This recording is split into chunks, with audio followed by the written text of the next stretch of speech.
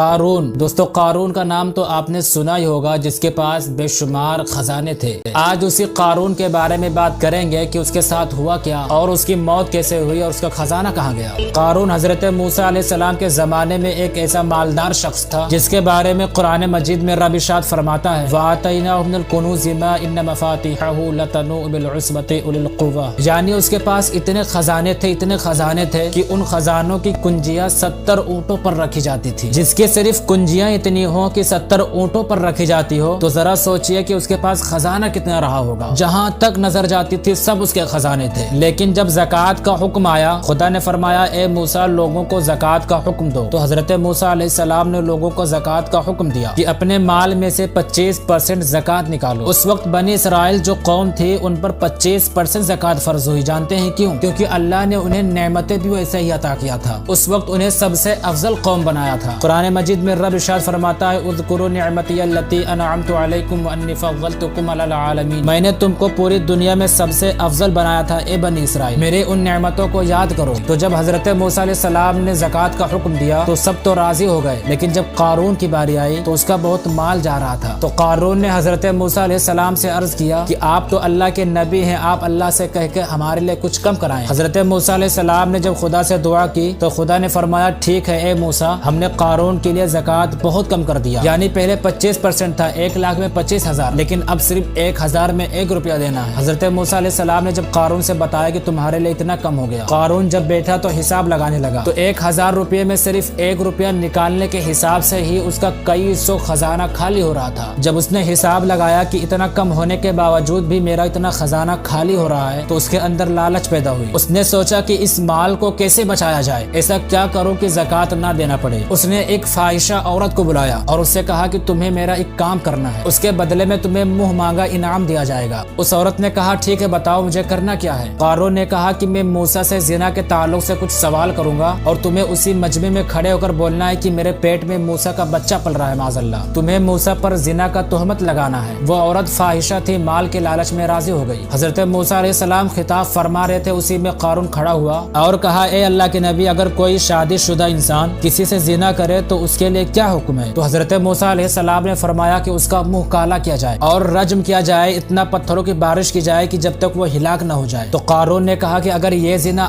آپ کریں تو آپ کے لیے کیا حکم ہے؟ حضرت موسیٰ کو جلال آیا، فرمایا اعوذ باللہ ان اکون من الجاہلین، اللہ کی پناہ میں جاہلوں میں سے نہیں ہوں، تم نے سوچا کیسے کہ یہ میں کر سکتا ہوں؟ اللہ نے انبیاء کو معصوم پیدا کیا ہے، ان سے کوئی گناہ ہو ہی نہیں سکتا۔ تو قارون نے کہا کہ پھر یہ عورت کیا کہتی ہے؟ حضرت موسیٰ علیہ السلام نے فرمایا کہ کون کیا کہتی ہے، کھڑی ہو جائے۔ حضرت موسیٰ علیہ السلام بہت جلال میں تھے، جب اس عورت نے حضرت موسیٰ علیہ السلام کو دیکھا تو گھبرا گئی، کانپنے لگی۔ اس عورت نے کہا کہ اے مجمع والو، قارون نے مجھے منہ مانگا انعام دیا تھا کہ میں اللہ کے نبی موسیٰ پر الزام لگاؤں، موسیٰ اللہ کے پاک نبی ہیں، یہ بے قصور ہیں، یہ سب قارون کی سازش تھی، اسی کی چال تھی۔ حضرت موسیٰ علیہ السلام خدا سے عرض کرتے ہیں مولا میں تیرا پاک پیغمبر ہوں، اس نے مجھ پر تہمت لگایا، اس کے لیے کیا سزا ہے؟ خدا نے فرمایا کہ اے موسیٰ آپ پر اس نے تہمت لگایا تو اس کا فیصلہ بھی آپ ہی کریں۔ حضرت موسیٰ علیہ السلام نے زمین کو حکم دیا اے زمین تو اس کو دھسا، زمین پھٹی، وہ دھسنے لگا۔ وہ اتنا بڑا بدبخت تھا کہ مرتے مرتے اس نے کہا اے موسیٰ مجھے دھسا کے میرے مال کو ہڑپنا چاہتے ہو، میرے مال پر قبضہ کرنا چاہتے ہو؟ حضرت موسیٰ نے زمین کو حکم دیا کہ اے زمین رک جا، ابھی مت نگل۔ اس کے بعد اس کے خزانوں کی طرف آپ نے اشارہ کیا اور فرمایا کہ اے زمین اس کے خزانوں کو غبار کر دے، سارے خزانوں کو دھول بنا دے۔ ایسا لگا کہ کوئی بم پھٹا اور سارے خزانے ریت میں بدل گئے، سارے خزانے دھس گئے۔ جب قارون کے سامنے ہی اس کے سارے خزانے دھول بن گئے، اس کے بعد حضرت موسیٰ علیہ السلام نے زمین کو پھر حکم دیا اور وہ دھستا چلا گیا۔